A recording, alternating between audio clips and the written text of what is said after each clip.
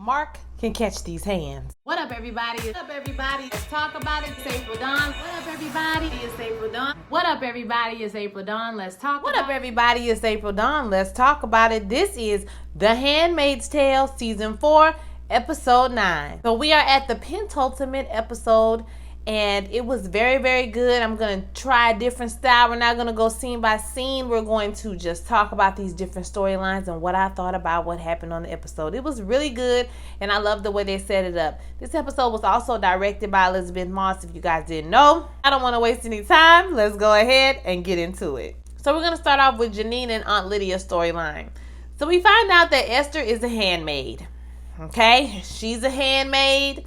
She ain't a wife no more, honey. This is punishment for what she has done. So, Janine is scrubbing the floor when they bring her into the place. And, we kind of see Janine as seeing a reflection of herself, basically. I mean, this is the same way Janine was acting. She was rebellious. I mean, that's why she don't have no eye. Okay, I can't remember everything, but I do know that's why she ain't got no eye right now. Janine is kind of looking. And, this episode, I thought Janine turned out to be like a smarter. She's getting smart. She doesn't have June anymore to hold her hand, to walk her through. So she's kind of like relying on herself. And she's been in this system long enough to know how to play the game. You know what I'm saying? Janine was doing her thing in this episode. And I'm going to give Janine her damn flowers, okay? Basically, homegirl is being rebellious. She is not eating. And we all knows what happens when they don't eat, honey. It just be a lot. It's a whole lot. So the ladies and Aunt Lydia have dinner later on. And they discuss punishment for Esther, saying maybe they should cut her tongue out. I mean, she not going to be using it. Well, maybe, they could put a feeding tube down her throat. I can see how they're trying to have this redemption arc with Aunt Lydia, because normally she would be down for the punishment, right? But it seems as if she's not so willing to punish these girls like she has been in the past. So they start talking about Janine as well and what they're going to do with Janine, what family will want her, after everything basically that she's done. And she got their ass together and was like, hold up now, what we not gonna do is stunt on Janine like she didn't help that baby that was about to die. Okay, she has had 2 babies, and she has been a great help to us or whatever. And they was like, okay, well, I mean, I guess all the other nuns all the other aunts are basically just sitting around like, well, y'all, you need to figure out what family she can go to, because she's a very fruitful girl. It was interesting how they had the shot that kind of looked like The Last Supper. Did y'all catch that? Everyone they peel back in the shot, I realized to myself, wow, this really looks like The Last Supper. Is there a Judas among them? Or is Aunt Lydia the Judas? Later on, Janine comes to her and basically she tries to plead Esther's case. She says basically, she went through a lot when she was out there. She had a hard life on the farm. She wasn't just abused by her husband. It was by many different men, try to take it easy on her. Maybe punishment is not the way. Maybe if you would just let me talk to her, maybe I could tell her, the consequences of her actions. And Aunt Lydia's like, you know what? I'm going to go ahead and give it a try. You should bring her breakfast in the morning and you guys can have a little chat. So she goes there, and when she goes there, Esther thinks she snuck in there. So she's all on some revolutionary shit. Like, girl, you know what I'm saying? I know you had to sneak here. I don't know how you got that food, how you got in here. And, she like, girl, just eat. I need you to eat. So Esther's eating when she's with her, but then Esther figures out while she's talking, basically like, oh, you didn't come here. You didn't sneak in here. They sent you in here. Janine is telling her basically, girl, like, if you don't do something, if you don't eat some food, like, they're going to keep doing this to you. Like, I was surprised that she didn't say, like, bitch, you see why I ain't got no eye hole? Okay, why you think I ain't got no eye, baby? She didn't say that, but she was like, they're going to keep punishing you. They're going to keep, they're going to make it worse for you. And she was like, I don't care. She was like, you care, bitch, you care. Trust me, girl. You care, sis. I need for you to eat, and Aunt Lydia will let you out. I don't know if Janine has some type of plan whirling in the background, like is she scheming and plotting now, but whatever she doing, I'm here for this shit, okay? Because I'm like, Janine, it's your time, sis. Okay, you know how to work the system. You know how to work, Aunt Lydia. Do what you need to do.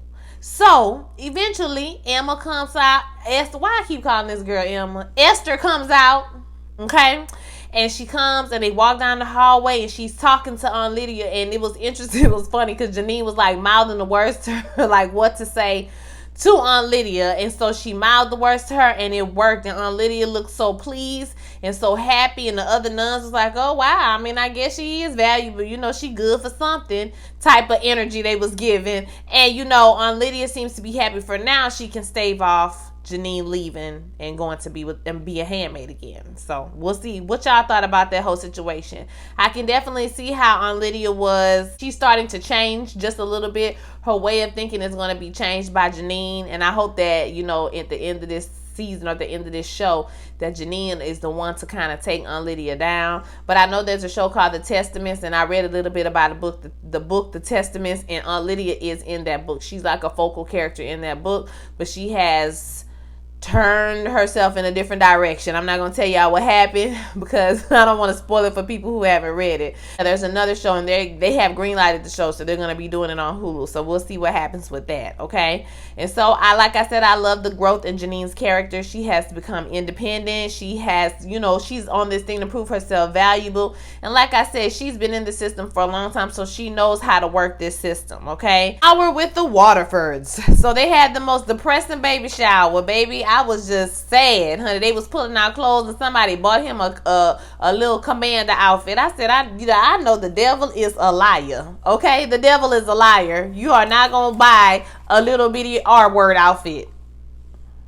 Serena seems down, but he gives her a card, and he says the people thinks that we are a beacon of hope. What do you mean? Well, this is great. And he gives her the card to read, and she was like, oh, you want me to read?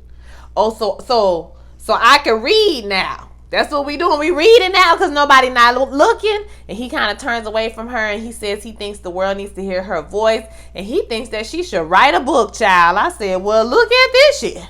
Later on, we get a visit from Naomi. Okay, when Naomi comes, y'all remember Naomi, Angela, Janine, baby? So, you know, she comes over there, and, you know, she's surprised to see her. I thought this was a little far-fetched how easy for them it was to get into Canada. Now, I know that wives and commanders can travel and all that kind of stuff, but it was just very easy for them to do things this episode, right? Very easy for them to get in contact with Nick and for them to meet up. Very easy. Everything was so very easy, which made me think, like, why was it so hard to get to damn Canada? You know what I mean? Like, it's so hard to get to Canada, but it's so easy for the government to set up all these little different liaisons and phone calls and whatnot. So, anywho, they have come there, and she's telling her girl, you know, the girls at home, they all send gifts for you. You know, here are your gifts. They have a little talk about the baby, and she said Angela is doing great, but you know, she got a biting problem. You know, that must be genetic. Child, I chuckle because Janine bit the shit out of her. Y'all remember that? And then we see Naomi see that Serena been writing, on a piece of paper, child. So she tells her, listen, if all this mess is not over by the time you have the baby, we will be happy to take the baby in and raise him in our home. And Serena's looking at her like, bitch, raise who? Where? Huh? When you, what, huh? What's going on? No, he's going to be here with me. Oh, you know, but he belongs in Gilead. You know, that baby belongs in Gilead with us. And she was like, you can come back. And Serena was like, now you know damn well I can't come back, girl. Them people is going to hang me on the wall or whatever the case may be. It's going to be some retribution for the things that I did. She says, oh, no, girl. We know that you did that for the sake of you and your baby. You know what I'm saying? You had to do that for you and your baby. Now, she talking about Nicole. And we all know Nicole ain't your damn baby. We see Fred and Warren are having a conversation outside. They smoking a cigar, or they just chopping it up. They having a good time. And basically, Fred was like, are y'all doing some type of negotiations on my behalf? You know, like, are you offering humanitarian things? And, you know, are you offering humanitarian aid and whatnot? Like, what are y'all doing to get us out of here? And he was like, I'm sorry, negotiate about, you know, what you talking about? About who? He was like, me, my nigga, like, you trying to get me up out of here? I mean, what about all my years of service? And he's like, I don't know what to tell you, but we don't want to risk no more kidnappings. And, you know, we don't want to risk any more things going on. So, you know, we really ain't really fooling with that, you know what I'm saying, at this present moment. But we're going to continue to send you our thoughts and our prayers. And Fred was like, I know you mother lying. What? Fred was pissed, and at that very moment, I knew that he was going to betray them because that's how Fred is. He ain't no good. He ain't nothing but a low-down, disloyal. Then we see Fred and Serena in the chapel, and he like, damn, they just threw me away. They just threw a nigga to the wayside. Like, damn, son, I ain't even matter. we've been doing this all these years and they just threw me to the wayside. He was like, it's all right, my son's freedom will sustain me. And Serena was like, do you know that the state can claim him as theirs and they can take him from us? They can send me to the colonies and they could make me a handmaid. I said, y'all put that in there for me. That line was for me, y'all, because they could make her handmaid. And wouldn't that be sweet justice? Ooh, ooh, ooh, ooh, ooh. And he said he gonna protect her or whatever. And she was like, he says he's gonna protect her. And she's like, how you gonna protect me from over here? You ain't got no, pull. Like, what you gonna do? And he was like, ye of little faith. You have faith. Because I'm about to pull something on my ass real quick. You just wait on it, girl. Just wait on it. The next storyline is depressing as hell, child. June and Luke. I'm gonna tell you right now, I am team nobody. I want June to leave everybody alone because June ain't no good, Nick ain't no good, and Luke is just a pitiful mess, baby. He need therapy. He just need to let go and move forward. That's what he need to do, to just press on forward with the rest of his life, baby. So we got June and Luke. He's understanding about everything that she told him about her last meeting up with Hannah, but he's still ready to find her. He's still trying to find her. So they figure out, they talk about it and they strategize and they say that she's going to call Lawrence. Now, I'm going to lie to y'all. Lawrence is becoming one of those characters who really don't serve no purpose. Like, he has no storyline. He's just there to kind of like facilitate different things to happen in the show or whatever, because like, you don't never know what your kind of Lawrence you're gonna get. Like, you get a Lawrence, like he was reading stories to the kids. He was reading stories to the children. And now you acting like this. It's just weird. You know what I'm saying? Like, you get him cool and he trying to help and then you don't. I really don't think he's an important character to me or whatever. And he was acting like an asshole on top of that, okay? So anywho, he's like, hey, Canada, I know y'all listening. You know what I'm saying? What's up? Basically, he says you should negotiate with me if you want to get Hannah, you need to give me 10 of those kids. And she was like, no, I can't do that. And he was like, the old June would have bargained with me. She would have said you could get 5 kids or whatever to get Hannah. Like, you living up there, that maple syrup must got you a little soft. Like, what's going on? And she was like, you need to take the treaty deal. You need to take the deal. He was like, listen, I'm not in a position to rock the boat right now. What you need to do, you free. You is free, girl. You made it to the promised land. You free. I'ma just need for you to move on and try to live your best life, okay? If you can, girl. I can't do nothing. Click.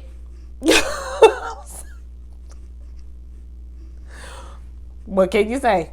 Luke shows us, it's really us he was showing this to, the viewers, about all the research he's been doing trying to find Hannah over these years that she has been in Gilead, or they have been in Gilead, right? So he lays out all these different things and all of this stuff. This is for us, like I said, it's for us, the viewer, to know that he did not care about Hannah. He never talked about her on camera, but apparently off camera, he was working hard to try to find where Hannah is. And you can really see on this episode, they're emphasizing that he wants to find Hannah, okay? So he has done all this research. He has done everything, right? He even has the picture that June put in Nicole's blanket. So he even has that. He has everything he could find from everybody he could press to try to find Hannah, right? So then they strategize again. They say, who else can they call? And he says, I think you should call Nick. And you can tell his eyes was filled with tears because he's so scared to lose his woman to Nick. He knows that they have a baby together. He's been taking care of this baby. You know what I mean? Like, he know they have some type of connection or whatever. I think you should call Nick, and I think you should go see him in person, without everybody else around looking at you. And you can tell that he was trying to tell her. And she was like, do you want me to go see him? And he was like, no, I don't want you to go see him. But he wants to find Hannah. I think more so of the manipulation factor, he was trying to get her to manipulate Nick into giving her information or possibly helping her find out where Hannah could currently be, right? Even though he doesn't want to, he's willing to sacrifice. Because at first I was like, is he telling her to go do it with him? But I don't think that was the case. I actually think he was just trying to find any way he can to get to Hannah, even that means he had to sacrifice his relationship. And I ain't gonna lie, I was scared for her to go meet up with Nick, because you never know what could happen. They could snatch, that's her and the baby. They could snatch both their ass. You know what I'm saying? It would be a mess. I didn't know what was gonna happen, child. So baby June was excited to go see her man. She had curled her hair, honey. She put on her good coat. Why would you put on? I would never wear red again, child. But she puts on her good coat and she goes out there to see her man. And he's like, June. He calls her, you know, and her face just light up, honey. She just smiling, you know. And so they sit and talk for a minute, and basically he gives her this file that has all this information on Hannah, because he knew that she was going to still be looking for Hannah once she got out, right? So he compiles all this information for her, and then they play with the baby. He gives the baby a little ugly toy from Gilead, and you know, it's just a moment, honey. It's almost like a dream sequence, how they film it, the light shining through the window, you know, onto them, and they kiss and they have all these passionate moments and all that stuff. But girl, he was finna send you to the breeding farm, sis. Like, I just can't get over it. You ain't gonna never make me get over the fact that he was sending her to the breeding farm. And that's trash as fuck. You know what I'm saying? She leaves, and you know, she have a little crack of smile, and you can tell she feel guilty. And he puts his ring back on. So apparently he is married to somebody. I mean, he's a commander, which you expect. They're supposed to get married. They're supposed to have a family, right? That's the whole purpose of this whole thing. So yeah, he has a wife, and I guess it's gonna be a big reveal probably who the wife is. Because remember, he was married one time before to some little girl. They told each other, be happy, you be happy, you be happy. So when she gets back home, Luke is waiting for her ass on the steps, honey. He was waiting on her at the door. They come in, and she shows him all the information, and he's so excited to have all this information about his daughter, Hannah. And, you know, feels like, you know, they really have made some progress in their search. Mark comes over and makes us all want to beat his ass when he basically lets us know that this whole situation with Hannah and this whole situation with everything he been trying to do, he don't give a shit about Hannah, child. What he really need was June's testimony so that he could spook Waterford into flipping, which is exactly what happened. Right now that Gilead has dropped them, he's decided to turn against Gilead and become state's evidence, okay? He has flipped over. And so now he's going to be an asset to them in order to gain his freedom. Y'all, they let him out of jail. Not a reduced sentence. My God. Not a reduced sentence. They let him out of jail. He's free. But I don't know if Serena is locked up too, or he got Serena out of jail too. Like, I don't know how that works. Ooh, the baby moving, y'all. It's weird. Whew. Hit me in my rib that time. Everybody like, damn, you know, he like, bring me the intel about Hannah tomorrow. You know, we could look over it together. But you already know they ain't finna do nothing about no damn Hannah, child. They were trying to catch the big fish, okay? Talking about you got one, let one fish go. You can kind of tell that it wasn't Mark's decision. It was kind of like over his head. But Mark, you participated in this BS just to get this girl testimony so you could do what you doing. Y'all could do what y'all doing. Mark ain't no goddamn good. And listen, June sat on that couch, baby. Woo! And the other June came out. The one that be possessed. The do you hear me? That June. Baby, that June came on up out of there, and she ran out that house, and she told him, I will kill you. He raped me. He kidnapped me. He tortured me, and I will kill you, and you let him go free. I will kill you. Baby, she said, I will kill you, and they had to drag her ass back. I would have let her go and beat that man up. Okay? When they cut, it was like she was screaming, and it cut to black, and it was so good how they cut it. It gave me chills. I thought it was great. Okay, so next week is the last episode. I'm sorry I got this video to y'all late. I told y'all I just be tired. That's all. I ain't even got no excuse. I just be tired, and I don't be feeling like being bothered. So that's my honest to God truth. I'm going to keep it 100 with you. Right now, baby update, I am 32 weeks pregnant today. So we don't have that much longer, guys. We are almost in that thing, okay? So y'all gonna come with me every step of the way. I went to go see the house yesterday. Y'all want me to put up a video, or you want me to wait a little while? I want to wait till I have a little bit more to show you. I won't be updating like every single step. This episode was good. I can't wait to see the season finale. I want to hear what you guys thought about this episode. So don't forget to like, comment, and subscribe. Share this video with all your friends. And I'll holler at y'all next week. Peace.